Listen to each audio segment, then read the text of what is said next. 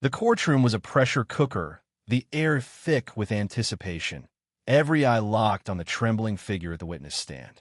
Ethan Caldwell, barely 18, stood with his shoulders hunched, his pale hands gripping the wooden rail as if it were his only anchor. He was about to say something that would shatter the small-town silence of Willow Creek, Montana, forever. Ethan's green eyes darted to the gallery, where his parents sat, their faces carved from stone. His father, Robert, a stern rancher with a reputation for unyielding discipline, stared straight ahead, his jaw clenched. His mother, Ellen, clutched a tissue, her lips pressed into a thin line. The weight of their expectations had suffocated Ethan for years, but today he would break free, or break entirely. "I'm gay," Ethan said, his voice cracking but resolute, the words slicing through the murmurs of the courtroom like a blade. A collective gasp rippled through the room, followed by a suffocating silence. He wasn't here for a crime of his own, but as a witness in a case that had torn Willow Creek apart, a hate crime against his best friend, Lucas Harper, who sat in the defendant's chair, accused of assaulting a local bully who'd tormented him for years. The judge, a grizzled man named Harold Grayson, leaned forward, his bushy eyebrows knitting together. Ethan's heart pounded. He'd never meant to confess this here.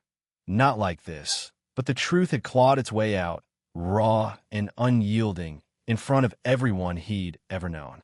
The prosecutor, a sharp-eyed woman in a navy suit, froze mid-question, her pen hovering over her notepad. Even Lucas, bruised and weary, looked up, his blue eyes wide with shock and something else. Something Ethan couldn't yet name.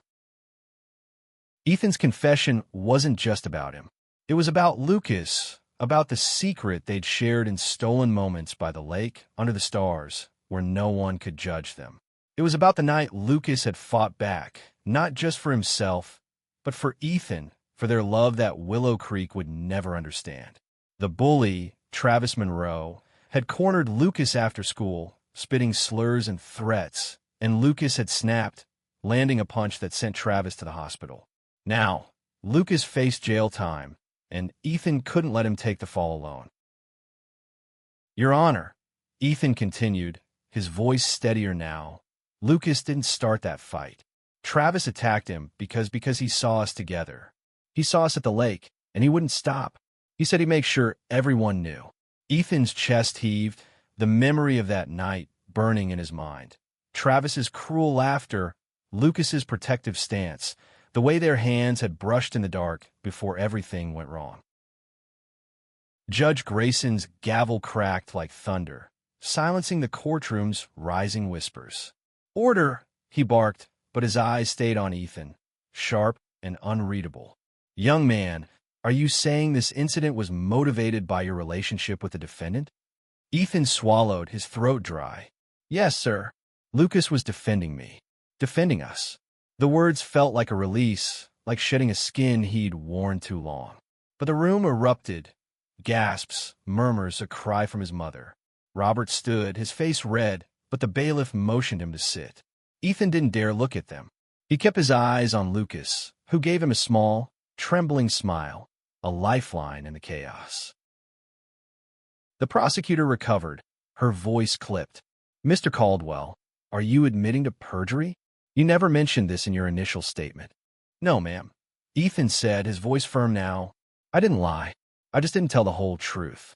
I was scared." He glanced at Lucas, whose expression was a mix of fear and gratitude. "I'm not scared anymore." The judge raised a hand, silencing the room again. His face was a mask, but something flickered in his eyes, compassion, maybe, or recognition. "We'll recess for an hour," he said abruptly. "I need to review this testimony." The gavel fell again, and the courtroom dissolved into chaos as Ethan stepped down, his legs shaking but his heart lighter than it had ever been. Outside, in the courthouse hallway, Ethan leaned against a cold marble wall, trying to breathe. Lucas was still inside, separated by bailiffs, but Ethan could still feel the warmth of his gaze. They'd met 2 years ago, when Lucas moved to Willow Creek from Seattle, a city boy with a sharp wit and a smile that made Ethan's heart stutter. They'd bonded over late-night talks, shared dreams of leaving this town, and eventually, something more, a kiss by the lake that changed everything. But Willow Creek wasn't kind to boys like them. The whispers had started early, the sidelong glances, the way teachers looked away when Travis and his friends threw slurs like stones. Ethan had stayed silent, terrified of losing his family, his place in this world. Lucas, braver, had taken the brunt of it, shielding Ethan from the worst. And now, Ethan had finally stepped into the light, for better or worse. As the recess ended, Ethan returned to the courtroom, his pulse racing. The judge's decision could change everything, not just for Lucas, but for Ethan, for their future. He sat, avoiding his parents' eyes, and waited. Judge Grayson cleared his throat, his voice steady but heavy with intent. In light of Mr. Caldwell's testimony, he began, I'm ordering a full review of the case. But there's something else I need to say. The room held its breath. Ethan's heart stopped. What came next would either save them or break them apart forever. Judge Grayson's voice carried a weight that silenced the courtroom's restless murmurs. I've been on this bench for 30 years, he said, his gaze sweeping over the packed gallery, lingering on Ethan and Lucas. And I've seen enough to know when truth is being buried under fear. Ethan's breath caught, his fingers digging into the wooden bench. Lucas, seated at the defense table, sat rigid, his hands clasped tightly, as if bracing for a storm. The judge continued, his tone softening but firm. This court is not a place for prejudice to hide.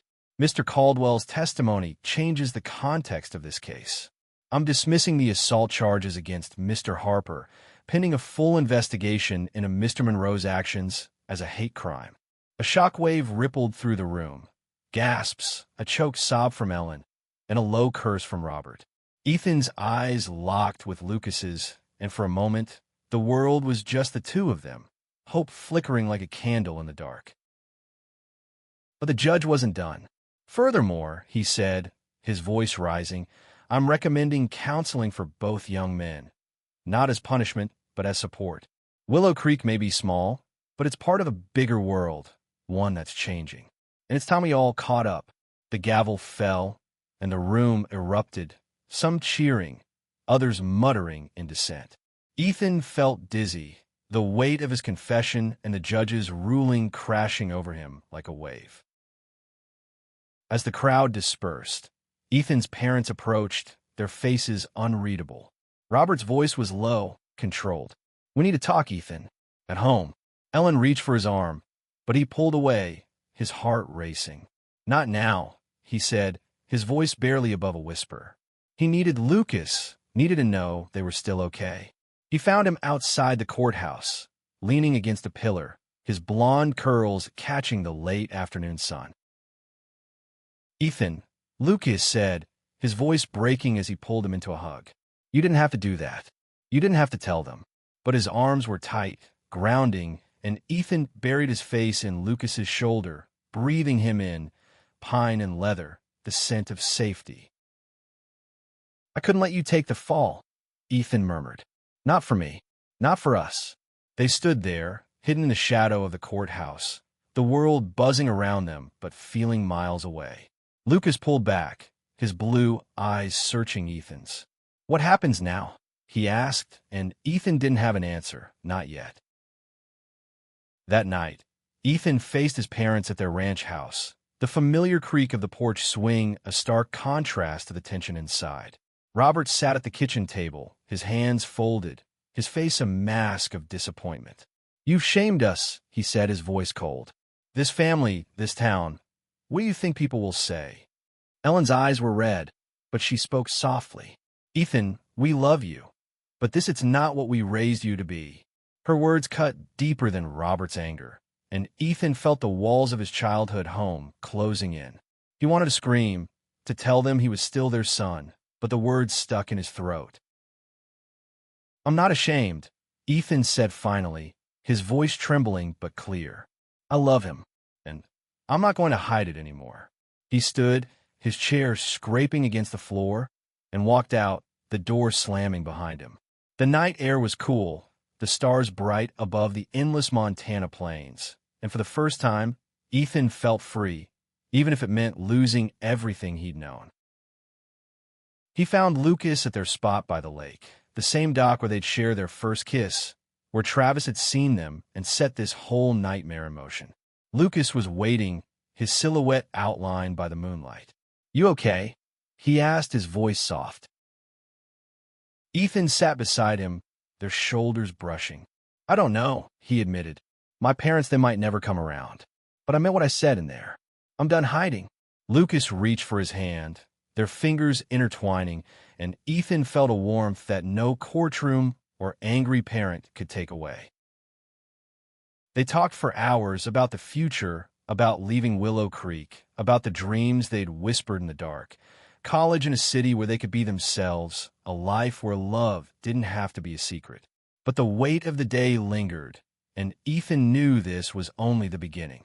The town would talk, Travis's family would push back, and the investigation would drag on. Yet, sitting there with Lucas, Ethan felt a spark of hope, a belief that they could face it together. As the night deepened, Lucas leaned in, his lips brushing Ethan's in a kiss that felt like a promise. "We'll figure it out," Lucas whispered. "You and me." Ethan nodded, his heart full, but the road ahead loomed large, uncertain, and fraught with challenges neither could predict. The next morning, Willow Creek buzzed with gossip, the kind that spread like wildfire through diners and church pews. Ethan felt at the moment he stepped into the local coffee shop, heads turning, whispers trailing him like shadows. He ordered a black coffee, his hands shaking slightly, and sat in a corner booth, trying to ignore the stares. Lucas was meeting him here, their first public appearance together since the trial, and Ethan's stomach churned with nerves. When Lucas walked in, his easy smile cut through the tension like sunlight. He slid into the booth, his knee brushing Ethan's under the table, a quiet reassurance. "They're staring," Lucas said, his voice low but amused. "Let him. They'll get tired eventually." Ethan wanted to believe him, but the weight of the town's judgment pressed hard against his chest. The barista, a girl Ethan had known since grade school, set their coffees down with a forced smile. "Heard about the trial," she said, her tone neutral but her eyes curious. "You okay, Ethan?" It was the first kind word he'd heard from someone outside Lucas, and it caught him off guard. "Yeah," he said, managing a small smile. "Thanks, Sarah." She nodded and walked away, leaving Ethan with a flicker of hope that not everyone in Willow Creek was against them. But that hope was tested when Travis's older brother, Jake, stormed into the shop, his face red with anger. "You think you can just waltz around here like nothing happened?" Jake spat, looming over their table. "My brother's in the hospital because of you, too." The shop went silent, every eye on them. Lucas stood, his body tense, but his voice calm. "Jake, your brother attacked me. He's been bullying people for years. You know that." Lucas's words were steady, but Ethan saw the fear in his eyes, the same fear they'd both carried for too long. Jake's fists clenched, and for a moment, Ethan thought he'd swing. But Sarah stepped in, her voice sharp. "Take it outside, Jake. This isn't the place." The tension held, then broke as Jake stormed out, muttering threats. Ethan exhaled, his heart racing, but Lucas's hand found his under the table, grounding him again. The incident was a reminder that Willow Creek wasn't ready to let go of its prejudices. Over the next few weeks, Ethan and Lucas faced more. Slurs scrawled on Lucas's truck, anonymous letters slipped under Ethan's door, even a sermon at church that felt aimed directly at them. But they also found allies. Sarah, who started slipping them free pastries, a teacher who quietly offered to write college recommendation letters, and, surprisingly, Judge Grayson, who called them into his office one afternoon. "I've seen boys like you before," Grayson said, his voice gruff but kind. "Not here, but in other towns. You're brave, but you're not invincible. If you stay, You'll need to be smart. He handed them a pamphlet for a youth support group in Missoula, a few hours away. They can help. And if you ever need a word with the sheriff, you come to me. Ethan left the meeting stunned, the pamphlet clutched in his hand. He's on our side, he said to Lucas as they drove to the lake, the only place they felt safe. Lucas nodded, but his expression was distant. What's wrong? Ethan asked, sensing the shift. Lucas parked by the dock, staring out at the water. I want to leave, Ethan. Not just for college, but soon. This town, it's suffocating us. His voice was raw, and Ethan felt a pang of guilt. Lucas had been the brave one, the one who'd taken the hits, and now he was asking for a way out. I know, Ethan said, his voice soft. But where would we go? We don't have money, and my parents, he trailed off, the reality sinking in. His parents had barely spoken to him since the trial, and Lucas's mom, a single parent, was struggling to support him. Leaving felt impossible, but staying felt like drowning. That night, they made a plan. They'd save up, apply to colleges far away, maybe Seattle, where Lucas had family, or San Francisco, where they could blend in. It was a dream, fragile but real, and it kept them going through the long days of whispers and glares. But the investigation into Travis's actions loomed, and with it, the threat of retaliation from his family and friends. One evening, as they sat by the lake, Lucas turned to Ethan, his eyes serious.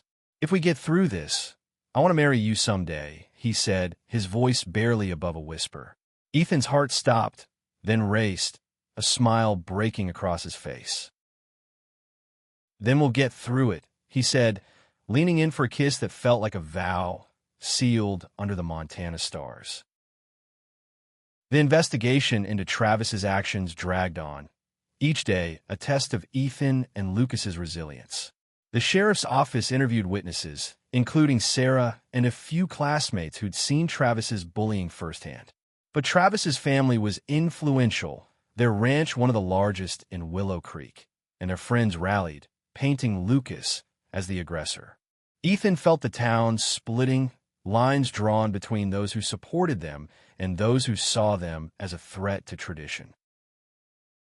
At school, Ethan and Lucas kept their distance, not out of shame but survival.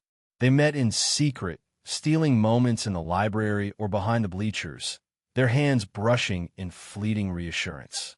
Ethan's grades slipped. He couldn't focus, not with the weight of the investigation and his parents' silence. Robert had stopped speaking to him entirely, and Ellen's attempts at reconciliation felt hollow, laced with pleas for him to fix himself. One afternoon, Ethan found a note in his locker, scrawled in jagged handwriting, "Leave town or else." His stomach dropped, but he didn't tell Lucas, not wanting to add to his burden. Instead, he tucked the note into his pocket and went to class, his mind racing. The threats were escalating. Last week, someone had slashed Lucas's tires, and now this. Ethan knew they couldn't stay much longer, but leaving meant abandoning the life he'd known, the only home he'd ever had. That night at the lake, Ethan finally showed Lucas the note. Lucas's face darkened, his jaw tight. "We need to tell the sheriff," he said, his voice firm. "This isn't just about us anymore. They're not going to stop." Ethan nodded, but fear gnawed at him. Reporting the note could make things worse, could paint a bigger target on their backs. The next day, they met with Sheriff Daniels, a no-nonsense man who'd known Ethan's family for years. He took the note, his expression unreadable. "I'll look into it," he said, but his tone lacked conviction. Ethan left the station feeling exposed, like they'd handed their enemies a map to their fears. Lucas squeezed his hand as they walked to the truck. "We're stronger than them," he said, but Ethan saw the worry in his eyes. Weeks passed, and the investigation concluded with a compromise. Travis faced community service for harassment, but no jail time. The town called it justice. Ethan called a slap on the wrist. Still, it was enough to keep Lucas out of trouble, and for that, Ethan was grateful. But the victory felt hollow when they returned to school to find faggots spray-painted across Lucas's locker. The principal called it vandalism, promising to investigate, but Ethan knew better. He and Lucas cleaned it off together, their hands trembling with anger and exhaustion. "I'm done with this place," Lucas said, his voice breaking. "I can't keep fighting them, Ethan." Ethan wanted to argue, to say they could hold on, but the words wouldn't come. He was tired too. That evening, they applied to colleges, their laptops open on Lucas's bedroom floor, the glow of the screens a beacon of hope. They chose schools in cities far from Willow Creek, places where they could start over. Ethan's heart ached at the thought of leaving his parents, but he knew staying would mean losing himself. Lucas's mom, Linda, supported them, offering to help with applications and even promising to visit wherever they landed. As spring turned to summer, Ethan and Lucas grew bolder, holding hands in public, daring the town to react. Some did, glares, muttered slurs, but others, like Sarah and a few classmates, stood by them, their small acts of kindness a lifeline. Ethan began to see Willow Creek differently, not as a cage, but as a place they could outgrow, a chapter they could close. One night, under the stars by the lake, Lucas pulled out a small ring, a simple band he'd bought with his savings. "It's not much," he said, his voice shy, "but it's a promise. Wherever we go together." Ethan's eyes filled with tears as he slipped the ring on, the weight of it grounding him. They kissed, the world fading away, and for the first time, Ethan believed they could build a future beyond Willow Creek's reach. But the past wasn't done with them yet, and a shadow loomed, one that would test their love in ways they couldn't imagine. Summer in Willow Creek brought long days and restless nights, the air heavy with the scent of hay and the hum of cicadas. Ethan and Lucas spent every moment they could together, their love a quiet rebellion against the town's lingering hostility. The ring on Ethan's finger was a secret they shared, hidden under his sleeve, a symbol of the life they were building. But the piece they'd carved out was fragile, and it shattered one August evening when Jake Monroe and his friends cornered them outside the diner. "You think you're untouchable now?" Jake sneered, his buddies blocking the exit. Ethan's heart raced, but Lucas stepped forward, his voice steady.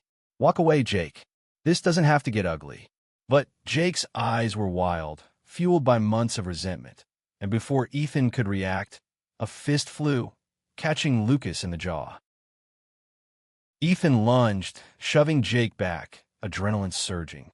The fight was chaos, shouts, fists, the crunch of gravel underfoot. Sarah, working the diner's late shift, called the sheriff, and within minutes, sirens wailed. Jake and his friends scattered, but not before Lucas took another hit, blood trickling from his lip. Ethan held him, his hands shaking, as the sheriff pulled up. This time, Sheriff Daniels didn't hesitate. Jake was arrested, charged with assault, and the town's whispers turned to outrage, not at Ethan and Lucas, but the violence that had gone unchecked for too long. The incident was a turning point, forcing Willow Creek to confront its prejudices. Ethan's parents, silent for months, showed up at the hospital where Lucas was treated for a bruised jaw. "Ethan," Ellen said, her voice trembling, "we've been wrong. I don't understand everything, but I don't want to lose you." Robert stood behind her, his expression softer than Ethan had ever seen. "You're my son," he said gruffly. "That's what matters." It wasn't acceptance, not fully, but it was a start, and Ethan clung to it. As fall approached, Ethan and Lucas got their college acceptance letters, both to a school in Seattle with partial scholarships. Linda threw a small party, her tiny apartment filled with laughter and hope. Sarah baked a cake, and even Judge Grayson sent a card, wishing them well. Ethan felt the weight of Willow Creek lifting, the town no longer a cage, but a memory they could leave behind. On their last night in Montana, Ethan and Lucas returned to the lake, their dock bathed in moonlight. They sat, hands entwined, the ring on Ethan's finger catching the light. "We made it," Lucas said, his voice thick with emotion. Through all of it, Ethan nodded, his heart full. They'd faced hate, fear, and loss, but they'd also found love, courage, and a future they could shape together. The next morning, they packed Lucas's truck and drove west, the Montana plains giving way to mountains, then city lights. Seattle was overwhelming, vibrant, a place where they could walk hand in hand without fear. They rented a tiny apartment, started classes, and built a life that felt like theirs. The scars of Willow Creek remained, but they faded with time, softened by love and the knowledge that they'd fought for each other. Years later, Ethan would think back to that courtroom, to the moment he'd stood up and spoken his truth. It had been the hardest thing he'd ever done, but it had set him free. The judge's ruling, the town's slow change, his parents' tentative steps toward acceptance. All of it had been part of their journey. But the real victory was here, in a small apartment with Lucas, where love was no longer a secret, but a life they lived openly, every day. As they stood on their balcony, watching the Seattle skyline, Lucas slipped his arm around Ethan's waist. "Worth it?" he asked, his voice soft. Ethan smiled, leaning into him. "Every second," he said, and they kissed, the city lights sparkling below, a testament to the life they'd built from the ashes of a small-town trial.